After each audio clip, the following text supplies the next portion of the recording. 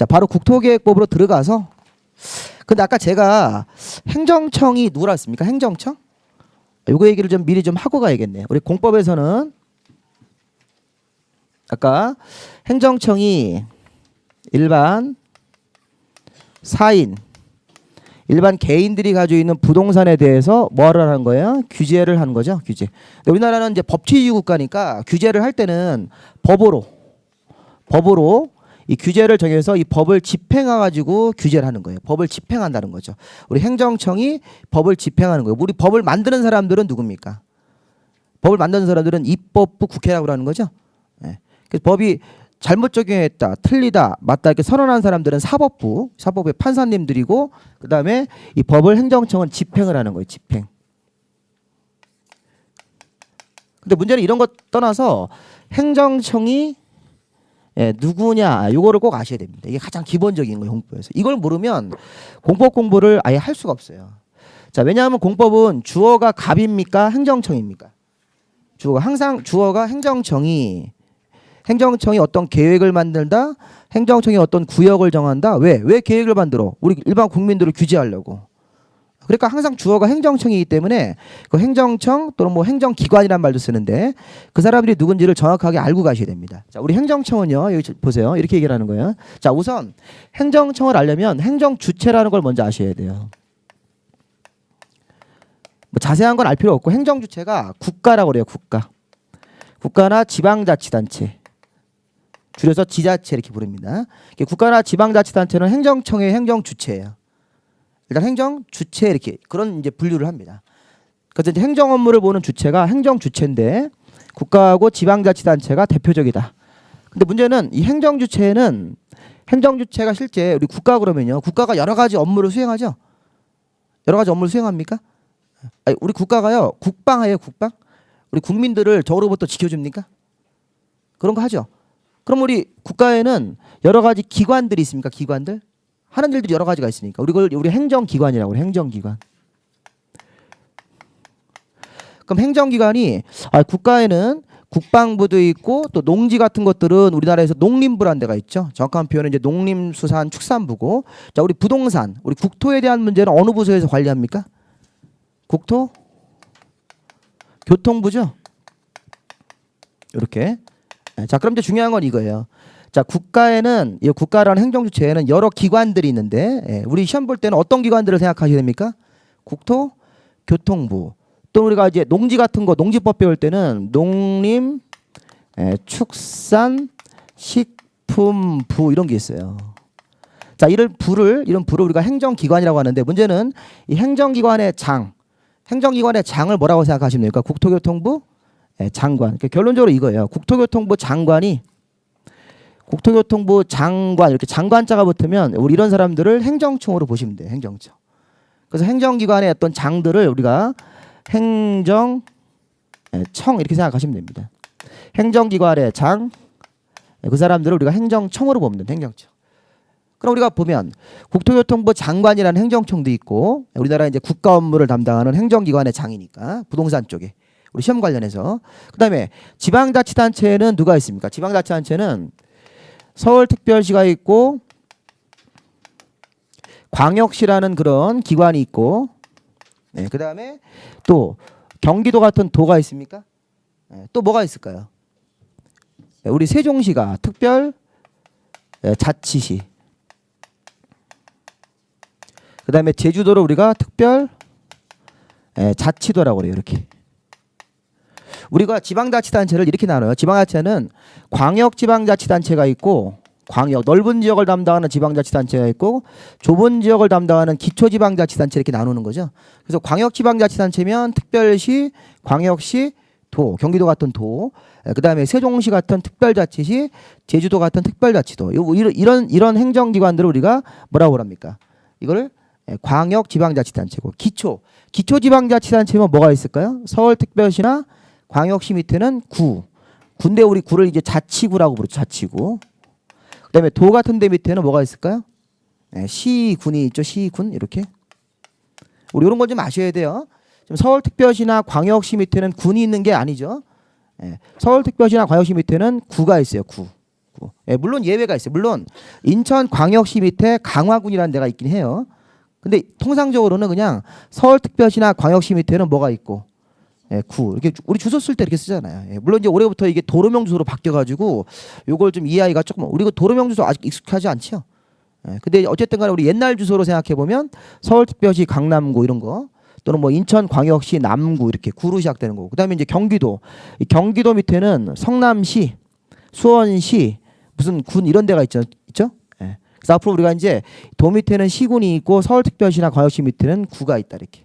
예. 물론 여기 이제 특별자치시하고 특별자치도도 그 비슷한 게 있는데 이쪽 부분은 생각하지 마시고 주로 여기서 이제 우리가 해결하시면 됩니다. 자, 그러면 아까 우리 이런 행정기관, 이런 지방자치단체인 이런 행정기관이 있는데 여기서도 장이 있습니까? 장? 네, 서울특별시장, 광역시장, 도지사 이렇게 이런 사람들을 우리가 행정청이라고 생각하시면 돼요. 원래 행정청의 의미는 이런 행정기관 중에서 의사를 결정해서 외부로 표시하는 기관 이렇게 그래요. 우리가 법률적으로는 행정법에서는 그래서 행정기관 중에서 의사를 결정한 다음 외부로 표시만 한다 이렇게. 그런 걸 다 아는 사람들 우리가 행정청이라고 얘기하는데 그런 거 생각하지 마시고 그냥 공부할 때 행정청 그러면 서울특별시장, 광역시장, 도지사 여긴 누구예요? 특별자치시 장, 특별자치도 지사 이런 사람들을 우리가 행정청이라고 생각하시면 되겠고, 그럼 여기는요 기초로 내려오면 시장, 군수, 자치구의 구청장, 짧게 얘기하면 그냥 구청장 이렇게 하시면 돼요. 앞으로 시군 구청장들, 특광 도지사, 그 다음에 국토교통부 장관 이런 사람들을 우리가 뭐라고 생각합니까? 행정청이다 이렇게. 이 행정 주체 국가나 지방자치단체에서 실제 사무를 보는 그 기관들이 있는데 국토교통부라는 그 기관의 장, 그 사람들 우리가 행정청이라고 생각하면 되는 겁니다. 이렇게. 그렇죠? 그래서 우리가 이제 행정청이라는 개념을 이제 앞으로 배웠어요. 그 국토교통부 장관 이렇게 그 장관이라는 그 직함이 그게 행정청이라고 생각하시면 됩니다. 이렇게 행정청 이렇게. 근데 우리가 오해하면 안 되는 거 이렇게 생각해야 돼요. 서울특별시장이 행정청이죠. 근데 박원순 씨가 행정청입니까? 그 얘기는 좀 얘기가 다른 거죠. 박원순이라는 개인이 지금 서울시장직을 수행하고 있으니까 서울시장 나중에 바뀌면 박원순 씨가 서울 행정청이라고 그런 말을 안 통하는 거잖아요, 그렇죠? 안 되는 거니까 이제 박원순 그 개인 그분이 당선에 이제 서울시장님을 지금 이렇게 직함을 수행하는 거지. 우리가 그 시행할 때 우리 공보에서 박원순 씨가 이렇게 얘기 나오지 않는다고요. 서울시장이 또는 광역시장이 뭐 도지사님이 이렇게 쭉 나가는 겁니다. 자, 우리 요거를요 이렇게 듣습니다. 자, 약칭으로 쓰면 이렇게 쓸 거예요. 우리 이제 수업의 어떤 편의를 위해서. 자, 국토교통부 장관 이렇게 이해하시면 되겠습니다. 저랑 수업할 때. 그 다음에 특별시, 광역시, 도지사입니까? 네, 이랬을 때 여기 특별자치시장과 특별자치도지사는 그냥 있다고 생각하시면 돼요. 네, 특광도지사 할 때 특별자치시장, 특별자치도지사가 들어있다고 생각하시면 되고, 자 하나 더 보세요. 이렇게 쓸 겁니다. 특광도지사를 우리가 줄여서 시, 도지사라고도 씁니다. 이렇게. 이 같은 표현이에요.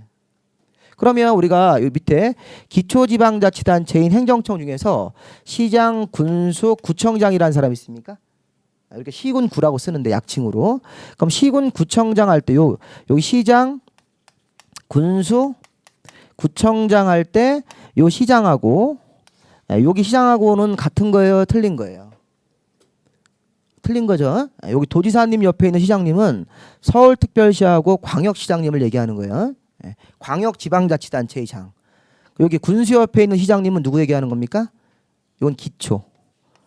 기초죠. 그러니까 우리가 사실은 성남시장하고 경기도요 성남시장하고 서울시장하고 같은 거예요? 등급이? 틀린 거죠. 서열이 완전 다른 거라고요. 이 상중하 이렇게 얘기할 때 이거는 중간관청이고 이건 누굽니까?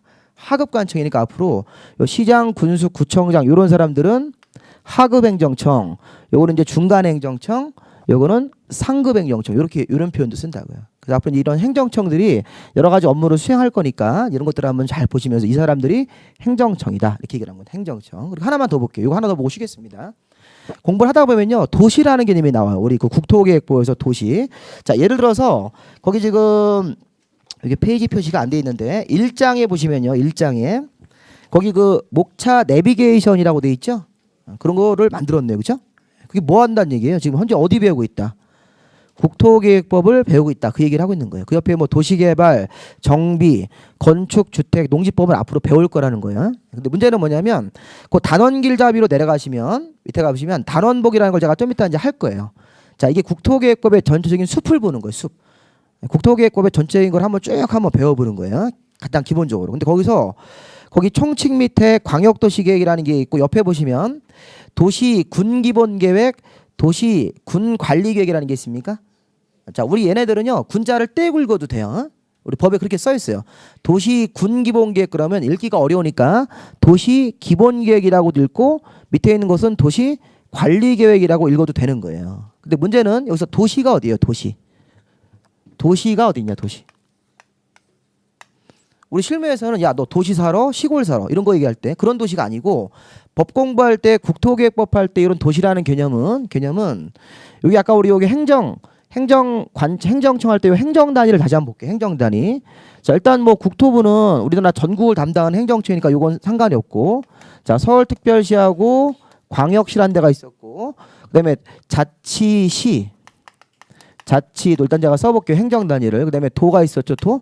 거기 장들이 이제 행정청 아닙니까? 그다음에 그 밑에는 우리가 이제 시, 군, 구가 있다고 한번 해보자고요. 그럼 여기서 도시가 어디입니까? 도시? 자, 서울특별시가 하나의 도시인가요? 네, 도시죠. 서울특별시 도시예요. 자, 그다음에 인천광역시도 도시입니까? 네, 도시입니다. 그다음에 세종시도 세종자치시, 제주도 특별자치도도 도시예요. 도시인데 경기도는 도시가 아니라고요. 경기도 밑에 있는 요 시, 군까지를 우리가 도시로 이렇게 잡는 거예요. 개념을. 도시는 특별시, 광역시, 자치시, 자치도, 그다음에 밑으로 내려가서 자, 경기도 밑에 있는 어디를? 시. 자, 경기도 성남시가 도시입니까? 예, 경기도를 도시로 보지 않고 경기도 성남시를 도시로 보는 거예요. 자, 경기도에 무슨 군이 있으면 그 군 지역만 도시로 보는 거다 이렇게. 자, 서울특별시 강남구는 도시예요, 도시가 아니에요? 도시가 아니라는 거예요. 우리 이거 굉장히 중요한 개념이에요. 서울특별시라는 그런 데를 아예 도시로 잡는 거예요. 서울특별시 전체가 도시다. 그럼 인천도 광역시 같은 데가 도시다 이런 얘기예요. 근데 서울특별시 강남구 자체는 도시로 보지 않겠다는 거예요. 그 도시라는 그 영역 자체를 잡을 때 서울특별시, 광역시, 자치시, 자치도가 하나의 도시로 보는 거예요. 그런데 여기 경기도는 도시다, 도시가 아니다. 아니다. 서열은 같대요. 서열은 서울시하고 경기도하고 서열이 같은 겁니까? 서열은 같죠. 서열은 같은 관청의 행정단인데 경기도는 너무 넓어서 도시로 보지 않고 경기도 밑에 있는 어디를 수원시, 성남시, 고양시만 도시로 보겠다는 거죠. 그다음에 경기도 밑에 무슨 뭐 군이 있다. 군. 뭐 경기도 가평군이 있으면 가평군 그 행정단위만 도시로 본다는 얘기예요. 그리고 서울시는 서울특별시 강남구 이렇게 할 때는 강남구가 아니라 어디가? 서울시를 도시로 잡고 이렇게. 그래서 우리가 그 도시라고 하는 것은 이런 행정 단위 중에서 특별시, 광역시, 자치시, 자치도, 시, 군이 어디다? 그럼 아까 제가 그 도시 기본 계획이나 도시 관리 계획이라는 계획을 지금 행정청이 이제 만들 거예요. 좀 이따가. 그럼 그 계획은 어디서 만드는 거예요? 도시자로 시작하는 계획일 때는 서울특별시, 광역시, 자치시, 자치도, 시군 안에서 자기 도시의 장들이 그냥 수립을 하는 거예요. 그 계획 자체를. 지금 무슨 말인지 아셨어요? 네, 도시라는 단위를 좀 우리 배운 거예요. 도시는 요 행정청 할 때 요 행정 단위가 있지 않습니까? 그래서 이 도시는 국토교통부 장관님이 이런 도시 기본계획 같은 거 하면 돼요, 안 돼요? 안 되겠죠. 왜냐하면 이런 도시의 장들이 하는 거니까 특별시장, 광역시장, 자치시장, 자치도지사, 시장 군수가 각자 자기 도시에 대해서 그 도시 기본계획이라든가 도시 관리계획 같은 것들은 그런 계획을 수립을 하는 거예요. 그 이유는 우리 국민들을 뭐 하기 위해서? 규제하기 위해서 그렇게 생각하시면 되겠죠. 이제 하나씩 풀어나가는 겁니다. 이제 도시라는 개념을 배웠습니다. 자, 우리 그 본격적으로 국토계획법을 한번 훑어보겠습니다. 국토계획법에 아까 우리 그 단원 길라잡이 해서 그 단원 미리 보기라는 부분 한번 보실까요? 한정된 공간에 사람들이 많이 있으면 여러 가지 그 문제점이 많이 생기지요. 그 걱정되는 거는 좀 우리 그 형님들께서 좀 혈압이 높으셔가지고 그런 문제가 있습니다. 그래서 조금 안 좋으시다 그렇게 생각하시면 잠깐 나가셔서 바람 쐬고 오시는 거 제 시간에는 괜찮습니다. 젊은 분들은 뭐 괜찮고 참고 공부할 수 있는데 그 예전에 좀 그런 분이 한 분 있으셨어요. 혈압 때문에 좀 공부를 중간에 포기하고 건강상의 이유로 그러니까 이게 좀 난방하고 하면 덥잖아요, 그렇죠? 예, 더우니까 이제 그런 부분이 좀 계시면 건강상의 문제가 있으시면 잠깐 나가서 휴식 같은 거 하셔도 괜찮습니다. 좀 여유 있게 좀 이렇게 그 좀 시간을 좀 이렇게 좀 배분을 좀 해야 되고 그런 유도리를 좀 발휘할 수 있게 하겠고요. 그 국토계획법에 지금 이제 하려고 하는 게 전체적인 흐름을 한번 보는 건데 그 아까 제가 국토의 계획 및 이용에 관한 법률은 이제 이렇게 시작합니다. 지금 제목이 국토에 대해서 계획을 수립해 준다. 이 계획을 이제 주로 배우는 거예요. 이 계획이 규제의 수단입니다. 자, 행정청이 계획을 수립을 해요. 어디다가? 토지 위에다가. 근데 이 계획은 우리 눈에 보입니까? 안 보입니까? 사실 안 보이죠. 안 보이는 걸 배우니까 우리가 어려운 거예요. 이게. 계획이라는 게 사실은 행정청이 수립하면 이렇게 종이로 뭐 나오겠죠? A4지로 이렇게 인쇄 쭉쭉 하면 종이로 나올 거 아니에요. 그 읽어보면 거기 계획이 이제 다 있는 거예요. 근데 그 계획의 가장 본질은 뭐 하지 말라는 얘기죠. 뭐 하지 말아라 아니면 뭐 시키는 대로 해라 이게 계획의 본질이에요. 그래서 그렇게 계획을 이제 만들어서 우리 이제 일반 국민들을 규제하려고 국토에 대해서 계획을 수립하고 이 계획에 맞게 국토의 계획 및 이용에 관한 법률 이렇게 돼 있지 않습니까? 그럼 우리 땅 주인들은 토지 소유자들은 계획에 맞게 이용해야 됩니까? 그렇죠. 계획에 안 맞게 이용하면 처벌을 받습니다. 그게 이제 가장 핵심이에요. 제목에 다 나와 있습니다. 국토에 대해서 행정청이 계획을 만들어주고 계획에 맞게 이용하는 그런 것들을 강요하는 법률 이렇게 생각하시면 됩니다. 이거 우리가 좀 더 좀 유식한 말로 이렇게 얘기해요. 선계획 이렇게 얘기합니다. 선계획, 자 후개발 이렇게 얘기합니다. 요 이용이 개발이에요. 근데 개발을 할 때, 이용을 할 때는 계획이 없이 이용 행위를 하면 돼야 안 돼. 안 되죠. 그러면 개인의 어떤 이익을 지나치게 추구하기 때문에 이게 난개발이 된다고요. 그러니까 이렇게 행정관청이 계획을 만들어주고 계획에 맞게 이용을 해야 된다. 만약에 계획이 없는데 지 맘대로 토지 이용을 하면 그거는 처벌을 받는다. 이게 이제 국토계획법에서 실천하는 내용이라고 생각하시면 됩니다. 그래서 그 국토계획법의 이렇게 체계를 이렇게 보면요, 그 교재에 뭐라고 돼 있어요? 제일 먼저 선계획 파트가 있습니까? 네, 그리고 후개발 파트가 있는 거예요. 선계획, 후계획 파트로 나눠지고 마지막으로 아까 제가 토지에 대해서 토지를 맘대로 토지에 대해서 투기가 있는 지역은 토지 거래를 어떻게 합니까? 예, 규제한다. 그래서 토지거래 규제라고 그래서 그 옆에 보면 토지거래 규제에서 토지거래 허가구역 이게 돼 있습니까? 뭐 허가구역의 지정 절차, 허가구역 안에서 허가 절차, 뭐 선매 이런 거 나오는데 다 집어치우고 토지거래 허가구역이라고 하시면 돼요. 토지거래 허구역. 토지에 대해서 거래를 할 때 허가구역으로 지정되면 미리 허가를 받아야 됩니까? 네, 미리 허가를 받고 해야 됩니다. 행정청한테. 불허가 처분 나오면 그러면 토지 거래를 못 해요. 그럼 다른 매수인을 찾아가지고 다시 또 허가 신청을 넣어야 되는 겁니다. 그러니까 이런 거는 우리가 민법에서 배우는 소유권에 대한 기본 권능을 침해하는 거죠. 우리 민법에서 소유권은 뭐 할 수 있어요? 내가 토지에 대한 소유권을 가지고 있다. 그러니까 소유권이면 내가 자유롭게 사용도 할 수 있고 수익도 할 수 있고 처분도 할 수 있죠. 이렇게. 근데 뭘 제한하는 거예요? 처분권을 제한한다고. 처분권을 제한을 해서 우리 공법에서는 그렇게 할 수 있다는 거예요. 그래서 목적은 공익을 위해서. 우리 공익이라는 게 사실 눈에 보이지 않죠. 우리가 규제를 할 때는 항상 밑바탕에는 공익이라는 게 깔려 있는 겁니다. 공익이라는 게 사실 여러 사람들의 이익 아닙니까? 근데 우리 그런 측면이 있어. 어떤 규제는 공익을 위해서 규제한다고 하는데 오히려 공익이 더 침해되는 경우도 있어요. 그래서 그런 규제는 빨리빨리 정비를 좀 해야 되겠죠. 우리 공법에서 그래서 이제 제가 그런 얘기를 드린 이유는 좀 규제가 좀 많아요. 우리나라가. 규제가 좀 이렇게 좀 단순하게 이렇게 좀 이제 앞으로 이제 많이 개정이 될 겁니다. 국민들한테 이제 규제를 이제 공익을 위해서 하는데 좀 불필요한 규제가 있으면 그런 것들을 이제 좀 과감하게 없애는 게 중요한 거죠. 어쨌든 중요한 거는 국토계획부에서는 선계획을 먼저 배우고 후개발을 배우고 그다음에 토지거래 규제를 배우는 거예요. 그렇게 하면 다 끝난 거죠, 공부. 그렇게 하면 끝난 거예요. 그렇게 우리가 좀 간단하게 좀 보시고 그다음에 이제 선계획을 좀 들여다 보면요, 그 총칙은 그 왼쪽 페이지의 총칙은 국토계획법에서 사용되는 용어인데, 자, 이 용어 부분이 일단 중요하기 때문에 제가 따로 설명을 드릴 겁니다. 이따가 그냥 용어를 배운다고 생각하시면 되고, 그 광역도시계획부터 한번 볼까요? 광역도시계획. 자, 국토계획법에서는 자 우선 선계획 부분에 자 3가지 형태의 계획이 있습니다. 계획이 3가지를 주로 배운다. 자, 그 중에서 이제 제일 위치가 높은 광역도시계획이라는 거를 좀 이따 이제 배우실 거예요. 자, 광역도시계획은 이따 할 건데 이렇게 얘기를 해요. 광역계획권의 장기 발전 방향. 예, 이런 말을 이제 써야 된다고요. 자, 이 광역도시계획은 광역계획권에 이따가 이런 거나 좀 하나 메모해 주세요. 광역계획권. 이렇게. 이게 광역도시계획을 수립하는 장소가 광역계획권이라고 돼 있어요. 광역계획권. 그럼 광역계획권이라는 게 뭐냐면 2개 이상 도시가 이렇게 묶인 거예요. 야, 2개 이상 도시를 이렇게 묶어? 그러면 넓은 지역인 광역이 되는 거예요. 광역. 그럼 그 광역계획권에다가 무슨 계획을 만들어주면 그게 무슨 계획이다? 그게 광역도시계획이다 이런 얘기를 하는 거예요. 예를 들어서 자, 우리 서울특별시가 하나의 도시죠. 그렇죠? 근데 서울특별시를 이렇게 우리 행정 단위를 넘어가면 경기도가 나오죠. 근데 경기도에 이제 성남시, 뭐 하남시, 구리시, 의정부 해가지고 경기도 이렇게 서울시 주변의 도시들이 쭉 있잖아요. 경기도시들이. 근데 그런 지역들을 이렇게 묶어요.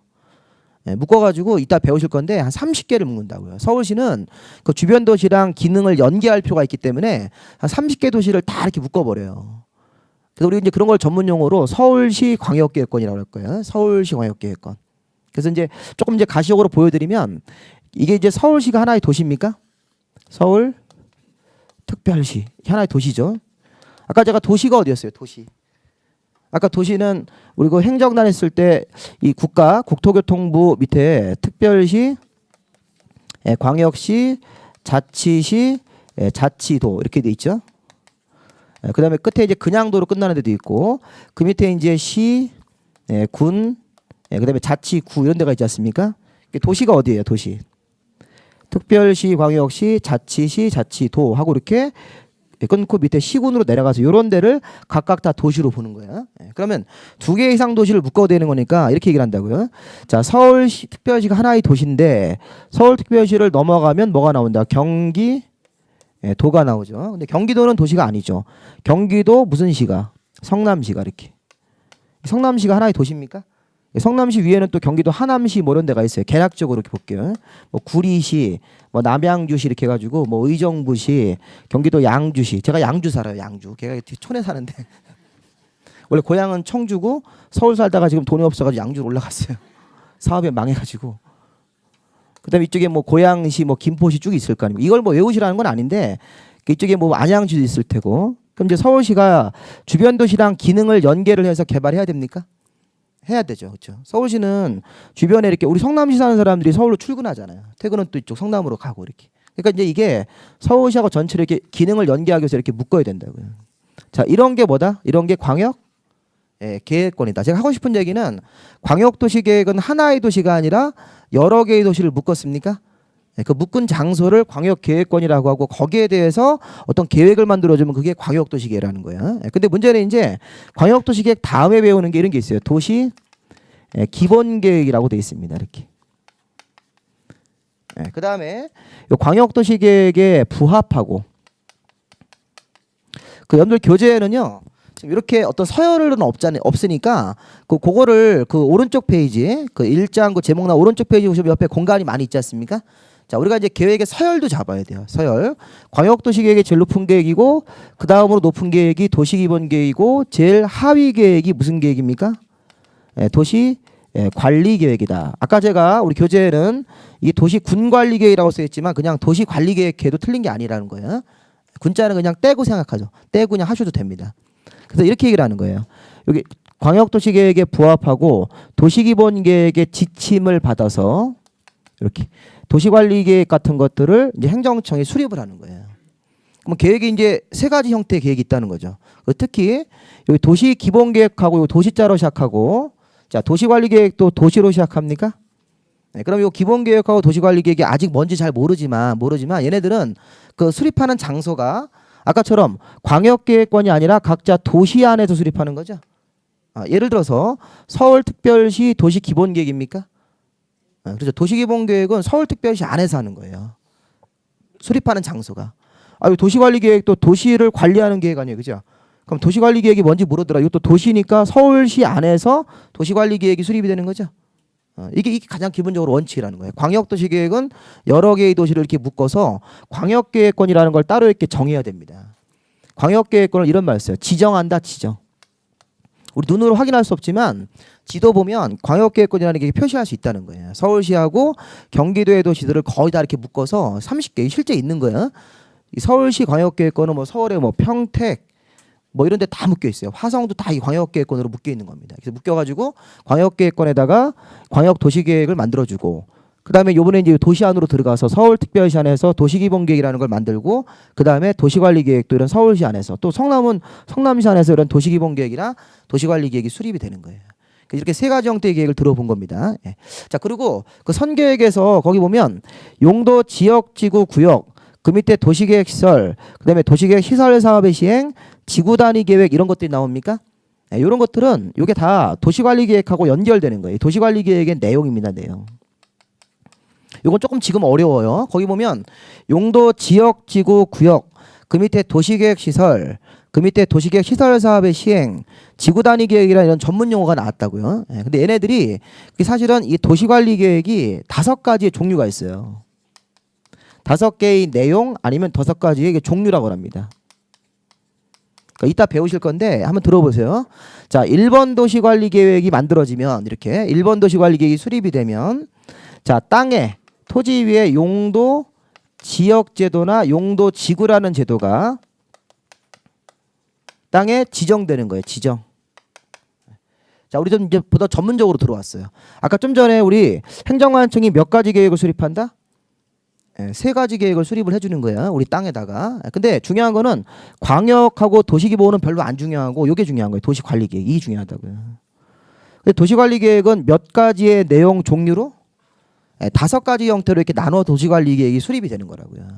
그래서 1번 도시관리계획 결정이 되면 어떤 효과가 생기는 거냐 이렇게 지금 우리가 지금 분석하는 거예요. 1번 도시관리계획 결정되면 땅 위에 용도 지역제도나 지구제도가 지정됩니까? 우리 여기서 용도 지역이 뭔지 모르고 지구라는 것도 뭔지 모르지만 이렇게 땅 위에 뭔가 지정이 되는 거예요. 우리 눈에 안 보이지만 용도 지역이라는 데가 지정된다. 예를 들어서 이렇게 되는 거래요. 용도 지역이라는 게 우리나라 토지를 크게 4종류로 이거를 구분하는 거예요. 구분.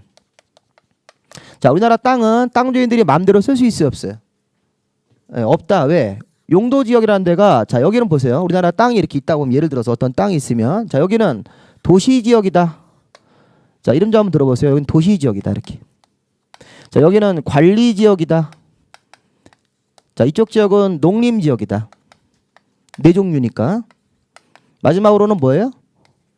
예, 자연, 환경, 예, 보전 지역 이렇게. 자, 이게 공법에서 가장 기초입니다. 기초. 자, 땅에 대해서는 이렇게 이름이 붙어 있습니까? 예, 붙어 있는 거예요. 자, 우리가 잘 생각할 거 공시법 시간에서는 지목을 배웁니까? 지목? 예, 우리 어제 배운 공시법에서는 지적에 관한 법률이라는 게 있어서 거기서는 땅을 부를 때 야 이거 전, 답, 과수원 이렇게 부르죠. 예, 또 건물을 질 수 있는 대지, 공장 같은 거 짓는 공장용지 이렇게 돼 있잖아요. 근데 공법에서는 그렇게 부르면 안 돼요. 공법에서는 용도 지역, 우리나라 땅은 자 도시 지역이 어떤 성격일까요? 여기는 도시 지역으로 써라 이렇게 정한다고요. 공법에서 도시 지역은 뭐 할 수 있는 땅?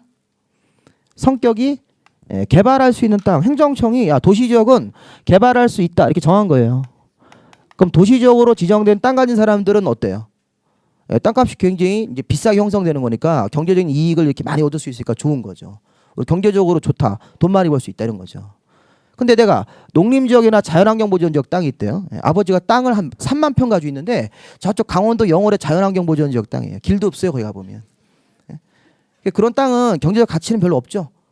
예, 아니면 저 민통선 안으로 들어가야 돼요. 들어갈 때 막 출입증 쓰고 여기다 목에다 뭐 걸고 들어가 그랬다고요. 위치 추적기 같은 거 걸고 들어가고 뭐 이런다고요.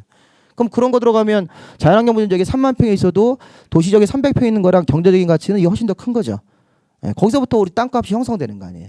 부동산이나 결혼 시간에 토지 가격은 내가 여러 가지 이유가 있잖아요. 토지 가격이 형성되는 이유가. 근데 그중에 공법상 규제가 사실은 제일 우리가 실무적으로는 제일 그게 많이 영향을 주는 거죠. 근데 이제 우리 결혼 시간에서는 그거 말고도 여러 가지를 또 이렇게 분석을 한다고요. 근데 문제는 이제 이게 관리 지역은 도시 지역은 주로 개발한 땅이고 관리 지역은 어떤 땅일까요? 관리 지역은 일단 보전하는 땅이에요. 근데 여기서 약간의 개발할 수 있는 땅이 섞여 있어요. 우리나라 땅의 관리 지역이면 거기는 좀 자세히 들여다봐요. 여기가 보전하는 땅이 주로인데 일부 약간 개발할 수 있는 땅이 섞여 있기 때문에 그 관리 지역은 좀 유심히 봐야 되는 땅이라고요. 가서 이제 막 행정관청한테 가서 물어보고 서류도 막 떼보고 이래야 된다. 개발이 가능한 땅인지를. 근데 섞여 있습니다 이게. 자, 농림지역하고 농림이면 농지하고 임야가 있으니까 농사가 잘 되는 농지, 보전 가치가 있는 임야니까 이런 것들은 어떻게 됩니까? 현재 농지나 임야 상태를 그대로 보존해야 되고 여기도 뭐 하는 거예요? 자연환경이 잘 형성되어 있으니까 그대로 이건 보존을 해야 되는 땅이죠. 이렇게. 그럼 이렇게 땅을 나누는 겁니까? 그러니까 아까 제가 농림지역에서 농사 짓고 있다가 힘들어서 돈도 못 벌고 그러니까 내가 이거를 농림지역 농지를 내가 다 이렇게 정리를 한 다음에 거기다 내가 상가 건물을 짓겠다. 이거 돼야 안 돼? 예, 안 돼요. 왜냐하면 용도지역이 농림지역으로 지정이 되면 행정청에 의하여 내 땅을 농림지역으로 정하면 내 땅에서는 뭐 무슨 목적으로? 예, 농사 짓는 목적 아니면 임야면 임야 상태를 그대로 유지하고 임업 같은 거. 임업 있죠? 뭐 버섯 키우고 이런 거. 예, 그런 목적으로만 써야 된다고요. 그러니까 그게 이제 토지의 이용을 지금 규제하고 있는 거 아니에요. 용도지역 자체가 무슨 규제라고요. 예, 도시적인 사람들은 좋고 도시적이면 굉장히 좋은 거고 근데 이게 이런 사람들은 규제를 받는 거라고요. 그러니까 이런 것들을 막 정하는 거예요. 지구는 이제 지역 위에다가 추가적으로 더 정하는 거. 규제를 더 강화할 목적이거나 완화할 목적으로. 자, 그 다음에 이따 또 나올 겁니다. 자, 2번 도시관리계획이 수립이 되면 이때는 용도 구역이라는 게 있습니까? 용도 구역이라는 것을 또 땅 위에 이렇게 지정을 해요. 그 다음에 3번 도시관리계획이 기반시설이라는 걸 이따 배우실 겁니다. 이렇게. 좀 우리가 좀 전문적으로 좀 들어와서 좀 우리 처음 공부하실 때 부담이 되는데 우리가 교재에 보시면요. 일단 거기에 그 별 표시가 5개가 돼 있죠. 시험 문제가 뭐 굉장히 많이 나온다는 거예요. 12문제 나오면 여기서 많이 나오면 6문제까지 나왔어요. 용도 지역, 지구, 구역만 가지고. 그 파트만 가지고. 통상적으로 3개, 5개가 나오기 때문에 거의 뭐 한 4, 5개 정도 나온다고 보셔야 됩니다. 이게 굉장히 중요한 부분이고. 그다음에 그 밑에 도시계획 시설이라고 돼 있습니까? 네, 그 도시계획설이 이거예요. 기반시설하고 같은 말이라고 생각하시면 돼요. 일단 요 기반시설이 이런 거예요. 도로, 공원, 학교 이런 거라고요. 자, 뭐 이런 것들을 설치를 해야 됩니까? 해야 되죠. 우리나라 국토에서 도로나 공원, 학교 같은 걸 잘 설치가 돼야지 우리 이제 사람들이 우리 국민들이 편리하게 이렇게 생활을 할 수 있지 않습니까? 그럼 우리가 우리나라 이 도시에다가 도로나 공원, 학교 같은 것들을 만들 때는 뭐라고 그래요? 기반시설의 설치. 근데 그걸 다른 말로는 도시계획설이란 말도 쓴다고. 도시계획설. 그래서 거기다 쓰세요. 도시계획설이면 그 뭐 하는 겁니까? 거기다가 도로, 공원, 학교 이런 것들을 설치한다. 이렇게. 그 다음에 이제 이런 게 있습니다. 4번째 도시관리계획은 일단 한번 보세요. 도시 개발 사업을 한다. 그 다음에 정비 사업을 한다. 자, 아까 제가 도시개발 사업하고 정비 사업의 의미가 뭐였어요? 자, 도시개발 사업은 최초로 시가지를 조성한다. 최초로 만든 사업이고 정비 사업은 노후한 구시가지 노후한 건물들을 철거하고 다시 정비하는 거죠. 그럼 얘네들은 4번 도시관리계획으로 이렇게 이런 사업을 진행을 하는 거예요. 자, 다시 한번 1번 도시관리계획 수립되면 땅에 용도 지역이나 용도 지구라는 게 지정됩니까? 그리고 우리 웬만하면 용도자를 꼭 붙이셔야 돼요. 용도 지역, 용도 지구 이런 말을 꼭 붙이셔야 됩니다.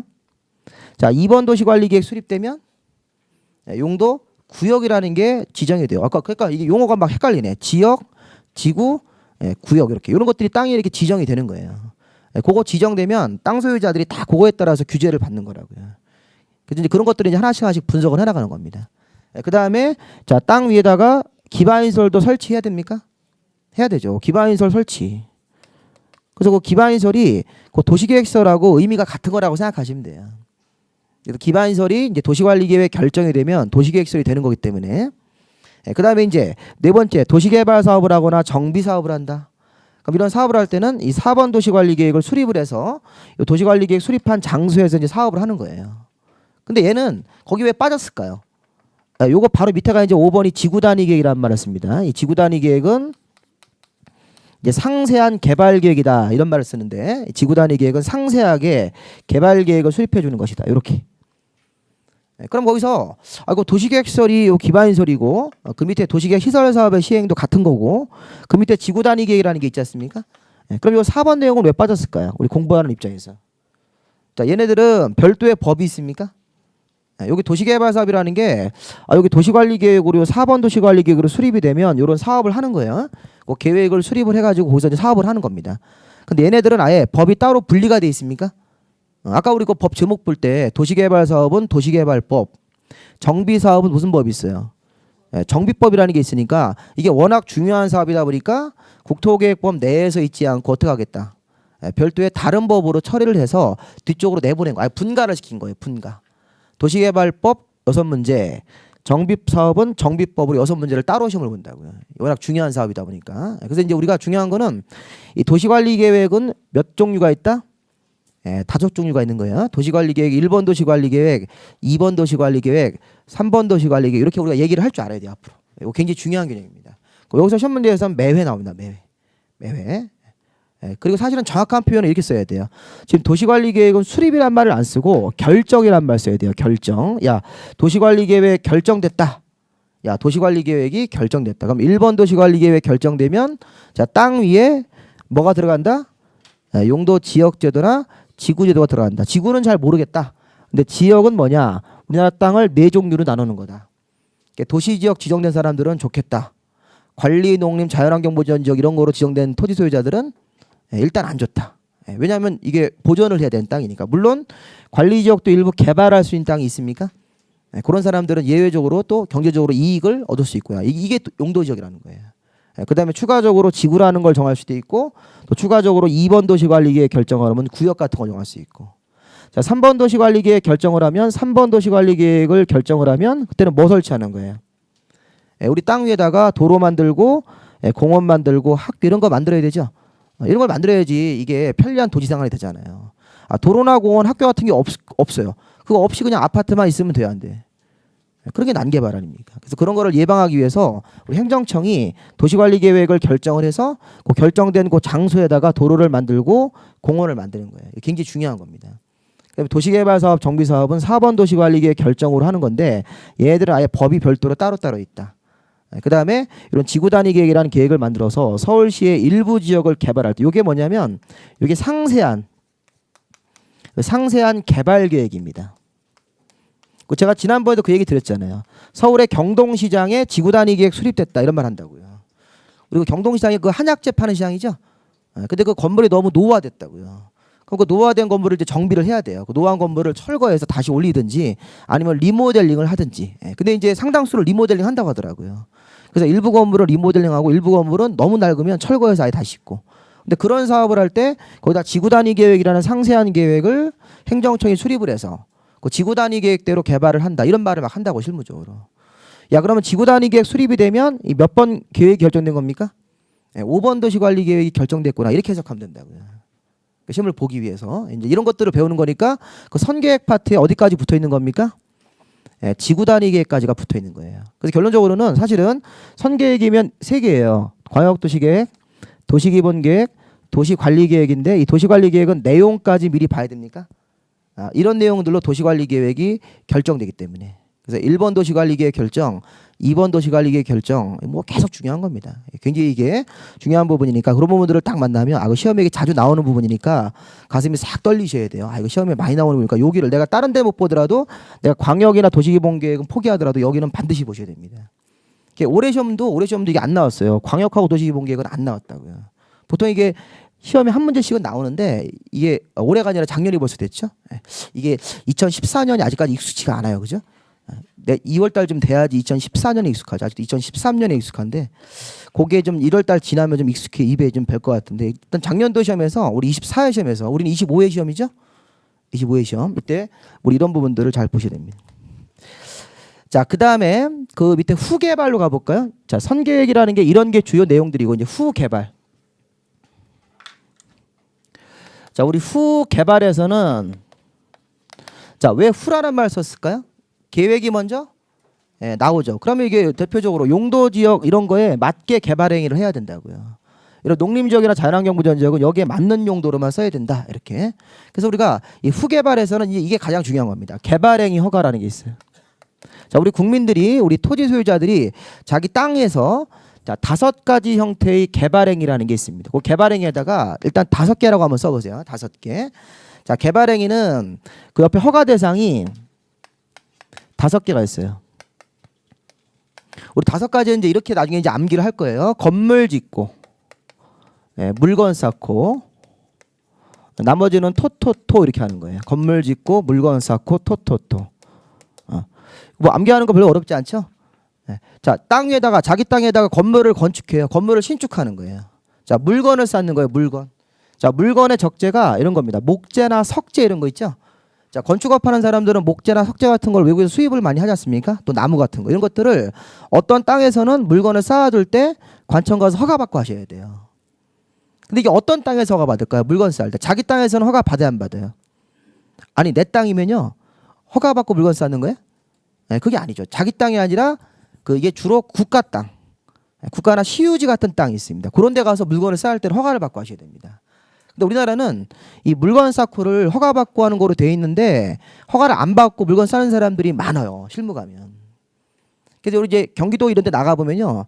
이렇게 막 목재가 막 쌓여 있어요. 국도변 이렇게 가다 보면. 근데 그게 그 건축업 하는 사람은 그 사람 땅이 아니라니까요. 그 시유지예요. 시유지인데 시에서 관리를 잘 못하죠. 너무 이제 넓으니까. 그러면 그것도 물건을 막 쌓아둬요. 그 팻말 딱 꼽아놨습니다. 이거 훔쳐가면 죽는다 이렇게.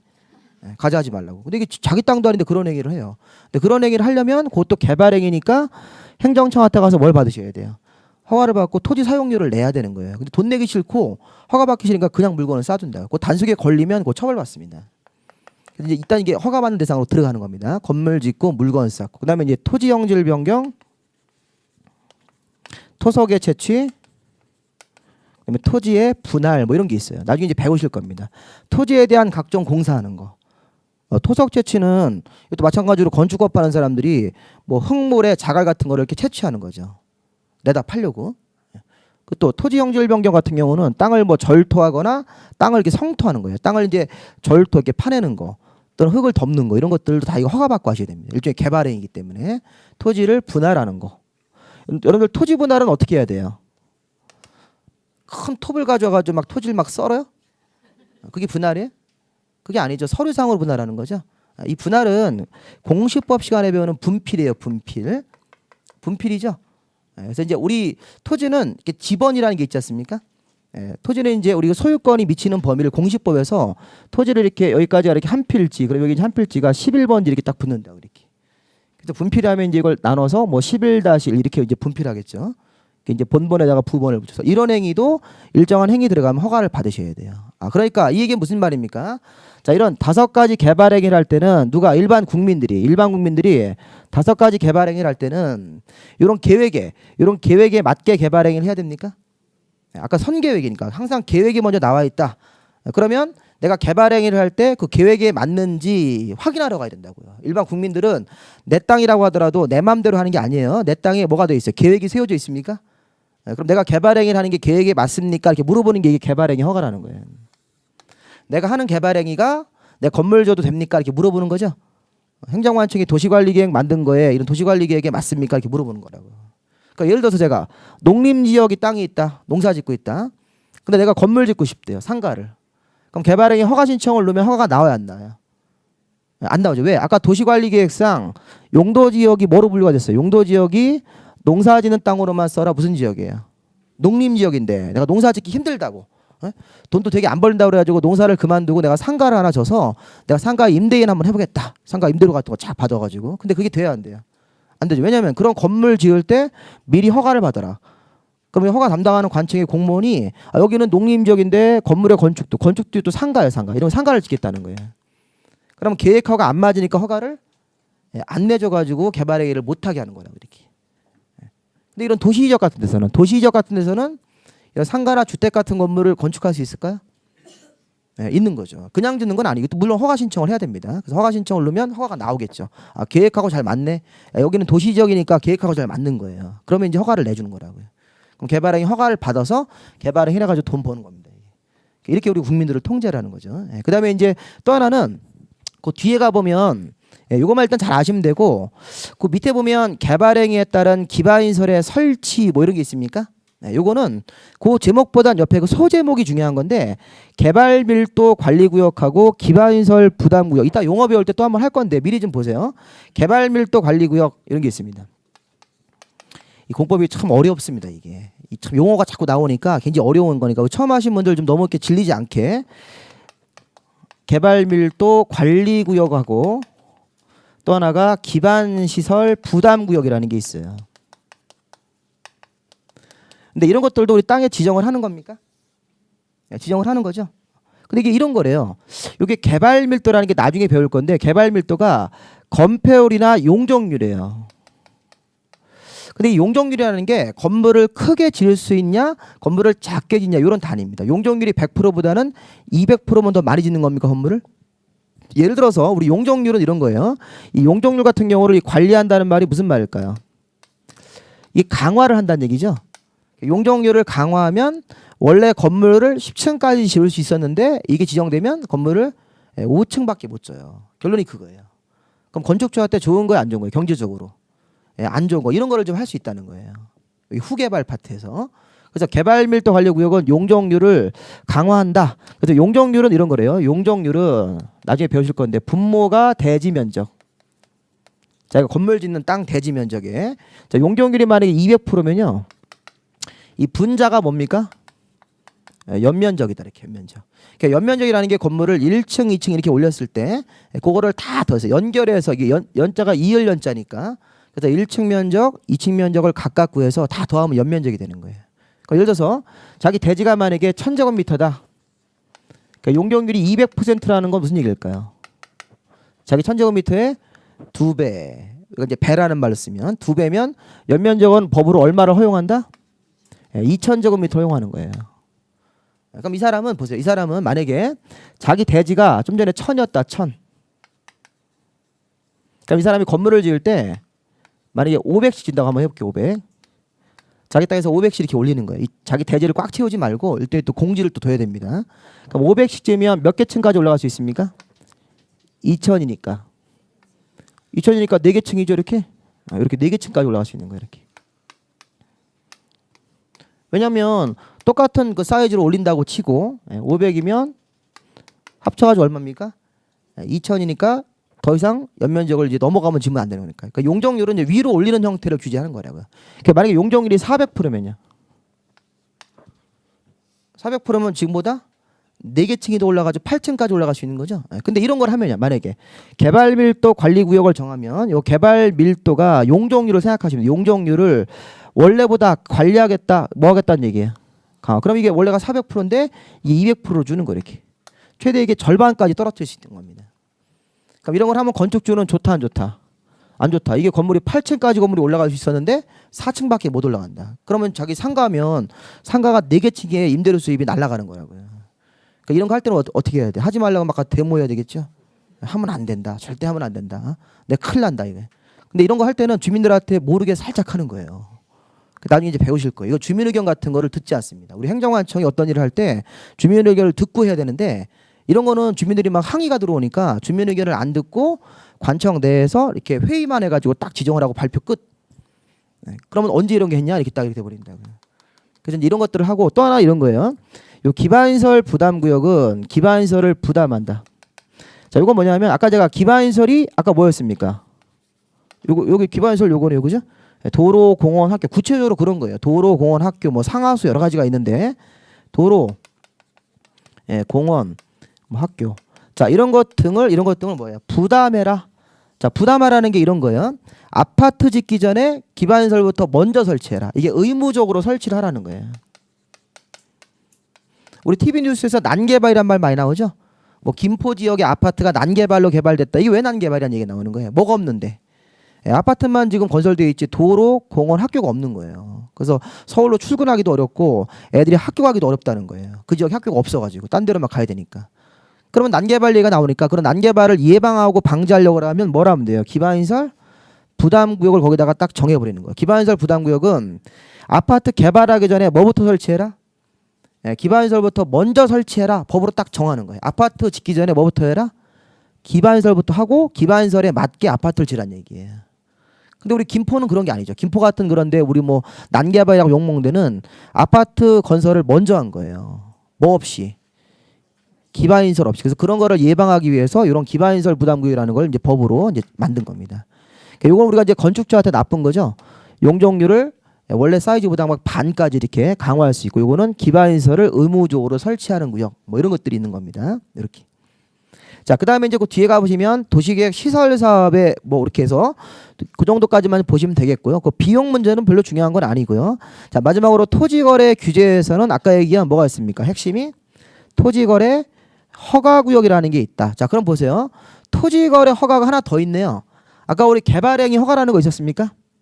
여기 선계획 배웠고 이쪽에 후개발 파트에서 개발행위 허가라는 게 있었죠. 야, 개발행위 건물 짓고 물건 쌓고 토토토.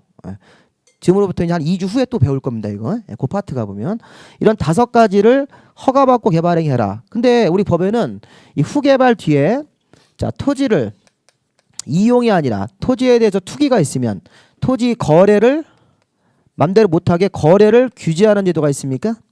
그래서 그 이름이 뭐냐면 토지거래 허가구역이에요. 참고로 알아두시는데 우리나라 남한 면적의 5%가 현재 토지거래 허가구역이라고 하더라고요.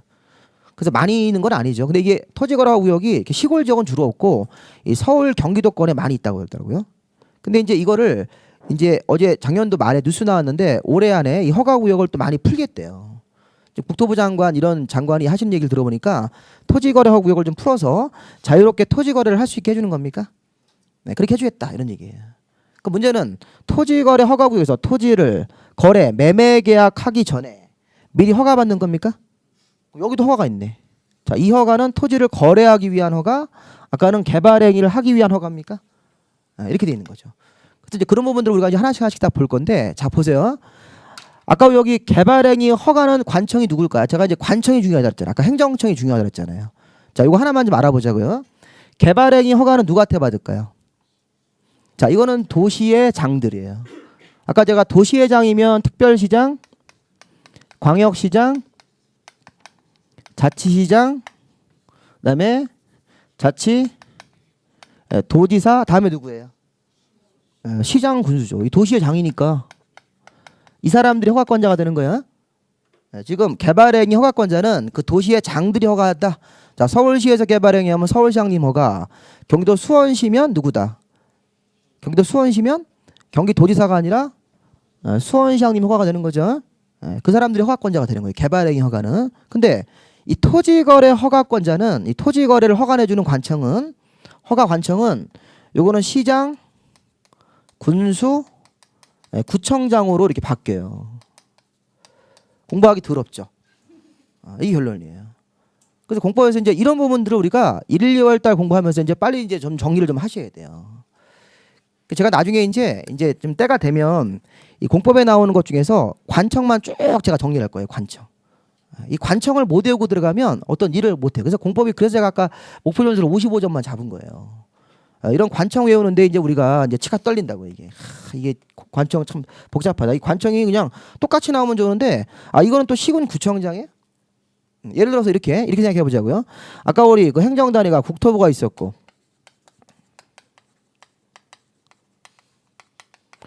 이 자치시하고 자치도는 왜 만들어가지고 쓰기 힘들게 이게 옛날에는 없었는데 그냥 도구로 하면 되는데 이 시군구 이렇게.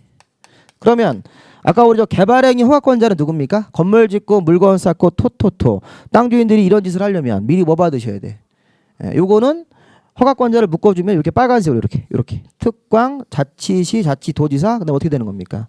시군 구청장. 요거 구청장은 들어가면 안 되죠. 요렇게. 요 도시의 장들이 허가권자가 되는 거예요. 그런데 요 파란색으로 토지거래 허가구역 문제를 풀 때는 허가권자가 누가 됩니까? 이게 시군, 구청장 이렇게 또 바뀌는 거예요. 이렇게. 그러니까 이게 상황에 맞게 관청을 똑같이 써야 돼요? 다르게 써야 돼요? 다르게 써야 되는 거니까 그런 부분들을 우리가 이해하시는 거. 이런 부분들이 이제 마지막으로 제가 전달해드리고 싶은 얘기입니다. 자, 조금 어려우시면 그냥 선계획 파트가 있고 계획 3가지 이름 정도만 아시고 후개발에서는 요 개발행위 허가만 아시면 돼요. 이런 개발 밀도 관리고 이런 것들은 나중에 하셔도 됩니다. 충분히. 개발행위 허가, 건물 짓고 물건 쌓고 토토토, 그다음에 토지거래 허가. 그런 부분들만 이렇게 큰 줄기만 잡아놓으시면 숲을 본 겁니다. 자, 넘겨보십시오. 자, 그럼 이제 제가 그 올해 교재를 만들 때는 그 용어 정리는 따로 없는데 그 뒤에부터 보시면요. 제가 이렇게 좀 교재를 쭉 넘기시다 보면 교재에 거기 본문에 좀 파란색으로 들어간 부분이 있죠. 그 앞에 총칙은 그런 게 없는데 그 광역도시계획부터는 제가 그 제목 말고 그 본문 내용에 이렇게 파란색 부분 있잖아요. 그 부분을 좀 유심히 보시면 돼요. 제가 나중에 이제 그런 것들을 요약집 같은 거 만들 때 그런 파란색 부분만 빼가지고 거기 시험에 많이 나오는 부분이니까. 그래서 이제 그런 부분들이 이렇게 줄친 부분이 있고 또 추가적으로 줄칠 부분이 더 있어요. 그래서 그런 부분들을 이렇게 위주로 하셔서 앞으로 이 기본서를 다 공부하는 게 아니에요. 기본서를 두껍게 만든 이유는 나중에 합격하시고 나서 꼽아두시라고. 내가 두꺼운 책을 보면서 내가 스스로 이렇게 자위하시는 거예요. 내가 저런 책을 공부해서 공부했다 이렇게. 공법을 90점 넘으시려면 하세요. 깊은 것까지 이렇게. 근데 시험에서는 이렇게 제가 줄쳐드린 부분하고 그 파란색 부분만 잘 보시면 제가 이게 중간중간에 넘어가는 부분이 있다고요. 그렇게 공부를 하시는 거예요. 공법은. 민법은 그렇게 하면 안 돼요. 민법은 다 보셔야 돼. 민법은 기본서가 좀 얇고 공법은 상대적으로 그 부분을 다 보시는 게 성실하게. 공법은 요령껏. 그렇게 공부를 하시는 겁니다. 자, 그럼 이제 22페이지 보시면 자, 1절부터 들어갑니다. 자, 우리 법을 공부할 때는 항상 앞에 총칙이라는 부분이 있어요. 조금만 하고 시겠습니다. 총칙에 재정 목적이 있죠? 자, 이거 그냥 참고예요. 자, 시험 문제에서 안 나옵니다. 지금까지 한 번도 안 나왔어요. 근데 한번 읽어볼게요. 이 법은 국토를 이용개발 보전을 하기 위해서 계획을 수립 집행합니까? 자, 이게 목적이에요. 우리나라 국토는 경제발전을 위해서 이용개발을 해야 됩니까? 또 환경적으로 보전도 해야 돼요? 그런 걸 하기 위해서 계획을 만든대요. 계획. 아까 우리 계획 몇 가지 배웠어요. 계획을 수립하고 집행한다 할 때 계획이 몇 개? 세 개. 이것만 생각하시면 돼요. 세 가지 계획을 잘 수립 집행해서 궁극적으로는 국민의 삶의 질과 공공공리의 증진 같은 게 최종 목적이다. 그래서 1차 목적이 계획의 수립이고 2차 목적은 공공복리나 주민의 삶의 질이니까 참고로 보시고, 자, 용어 정리부터 이제 시험 문제가 나오는 거예요. 용어 정리. 용어 정리. 그 연구 오른쪽 페이지 보시면 23페이지에 그 기출 문제가 OX 문제로 나와 있죠. 그런 거 같이 이렇게 보시면서 한번 진행을 하겠습니다. 자, 일단 거기 용어 정리가 광역도시계획, 두 번째가 도시계획, 세 번째가 도시기본계획, 네 번째가 도시관리계획이죠. 좌우지간 계획부터 먼저 배우는 겁니다. 자, 일단 시험 문제에서 광역도시계획은 광역시의 장기발전 방향이다. 맞아요, 틀려요? 그거 보면서 그냥 하세요. 야, 광역도시계획은 광역시의 장기발전 방향이죠. 그렇게 하면 안 되죠. 광역계획권이란 말을 아까 써야 된다 그랬잖아요. 그런 거 시험 문제 났었어요. 줄 치세요. 거기다가. 원래 거기가 좀 파란색이 들어가야 되는데, 자, 광역계획권만 줄을 칩니다. 자, 우리 광역도시계획은 자, 광역도시계획은 광역계획권의 장기발전 방향이다.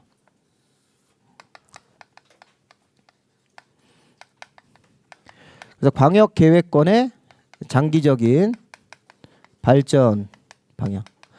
자, 아까 제가 광역계획권은 몇 개 이상 도시를, 2개 이상 도시를 묶은 거죠. 2개 이상의 도시를 이렇게 묶은 지역이다. 그래서 거기 제가 이제 미리 좀 볼 건데 2개 이상 도시를 묶은 지역이 어디가 있냐면, 잠깐 뒤쪽으로 좀 이동 좀 해볼까요? 그 광역도시계획 할 때 30, 제가 아예 그림을 그려놨어요. 올해는 거기 33페이지 보세요. 자, 우리 여기서 이제 요거 하나만 이제 판단하고 쉬시자고요. 자, 거기 33페이지 보시면 그 가운데 그림이 있죠. 핵심 그림. 그 왼쪽 형태의 광역계획권이 있고 오른쪽 형태가 있어요. 그 이름이 하나는 서울시고 하나는 청주청원이에요. 광역계획 실제 이거 있는 거예요. 우리나라에 현재 있는 겁니다. 이게. 그러면 서울시는요, 서울특별시를 중심으로 거기 경기도에 이렇게 도시들이 쭉 다 묶여 있죠. 점선으로. 근데 얘가 지금 이제 다 표시를 못해서 그렇지 실제는 30개가 묶여 있는 거예요. 30개를 다 표시하려면 너무 힘드니까. 그리고 옆에는 청주하고 청원입니까? 자, 우리 청주시하고 충청북도에 가보면 청주시가 있고 그 청주시를 이렇게 뺑 둘러싸고 있는 도시가 여기가 청원군이에요. 그러니까 청주, 청원이 2개의 도시가 또 묶여 있어요. 왜? 기능을 연계하기 위해서. 자, 서울시하고 주변 도시를 왜 묶었어요? 서울시하고 성남 이런 데를 왜 묶어놨습니다. 기능을 연계해서 개발하려고. 그럼 청주, 청원도 인접하는 도시고 주민들 간에 왕래가 늘 있어요. 그러면 기능을 연계해야 됩니까? 나중에 통합 얘기도 나와요. 통합. 청주, 청원도 통합한다는 얘기 나오더라고요. 그럼 그거 일단 통합은 나중 문제고, 일단 통합하기 전에 기능을 연계하기 위해서 그러면 광역계획권은 몇 개만 들어가면 돼요? 2개만 들어가면, 2개 이상만 들어가면 되는 거니까 최소한 2개도 된다는 얘기예요. 자, 그럼 얘가 이제 어떤 차이가 있는 건지 보세요. 광역계획권은 결론이 이거예요. 광역계획권이 서울시 광역계획권 이렇게. 자, 서울시 광역계획권은 국토교통부 장관님이 이거를 정하는 거예요. 제가 중요한 게 지금 관청을 설명하고 싶은 겁니다. 자, 서울특별시 여기 주변에 이제 뭐 경기도 성남부터 시작해가지고 쭉 도시들이 있다고 가정을 하고 이렇게 뭐 이런 식으로 도시를 묶었을 때는 이때는 서울시하고 지금 어디가 묶인 겁니까? 이 서울시하고 이게 경기도가 묶인 거죠? 아, 여기가 경기도니까. 여기 경기권이니까 이렇게. 그럼 서울하고 경기도에 이런 도시들을 지금 묶은 거 아닙니까? 그러니까 아까 우리 행정단위 할 때 잘 보세요. 행정단위가 아까 우리 국토교통부는 이제 국가행정단위고 특별시하고 광역시하고 일단 제가 도까지만 쓸게요. 뭐 자치시는 것들 여기서 지금 해당 사항이 없으니까. 그 다음에 시장, 군수, 구청장이 있었습니까? 이렇게 행정단위가 이때 여기 서울특별시하고 지금 경기도가 묶인 거예요. 서울시하고 경기도가 묶였을 때는 서울시하고 경기도보다 높은 국토부 장관님이 이 광역계획권을 뭐한다? 지정한다. 그 얘기를 제가 하고 싶은 거예요. 지정한다. 지금 중요한 건 관청이니까. 광역계획권 서울시하고 경기도를 묶었을 때는 자 누가 국토교통부 장관님이 서울시하고 경기도보다 높은 관청입니까? 그러니까 두 관청을 다 묶어야 되기 때문에 서울시하고 경기도를 묶으려면 상급 관청이 묶어야 된다고요. 그러면 청주청원은 누가 하셔야 돼요? 이건 도지사죠. 잘 보세요. 여기 지금 충청북도 밑에 보면 청주시하고 청원군이 있습니까? 네, 거기를 묶은 거예요. 그러니까 서울시보다는 좀 작죠, 규모가. 자, 어쨌든 이 청주시고 여기가 어디다? 청원 군이다. 여기도 좀 광역계획권도 이렇게 묶었습니까?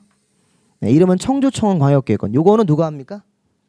요거는 청주청원 위에 있는 누가? 도지사님이 정확하게는 충청북 도지사가 광역계획권을 뭐한다? 지정한다 이렇게. 그러면 이게 광역계획권 두 가지 케이스만 아시면 돼요. 나머지는 다 비슷한 케이스. 우리나라에 뭐 대전시도 그 주변 지역을 묶어도 대전시 광역계획권이라는 게 있어요. 광주도 있어요. 광주. 대구도 있고. 근데 그런 게 다 비슷한 겁니다. 서울시랑 유사하기 때문에 서울시 광역계획권 서울하고 경기도를 묶은 거 누가 한다? 국토부 장관. 그다음에 청주청원은 누가 하는 거예요? 도지사가. 그래서 관청인지 요거 처음 배운 거예요. 광역계획권을 정하고 거기다가 장기적인 방향을 세워주는 계획이 광역도시 계획인데 광역계획권을 일단 지정부터 먼저 하셔야 됩니다. 지정. 자 미리 보여드리는 겁니다. 자 여기까지 하시고 또 잠깐 쉬었다가 또 보겠습니다.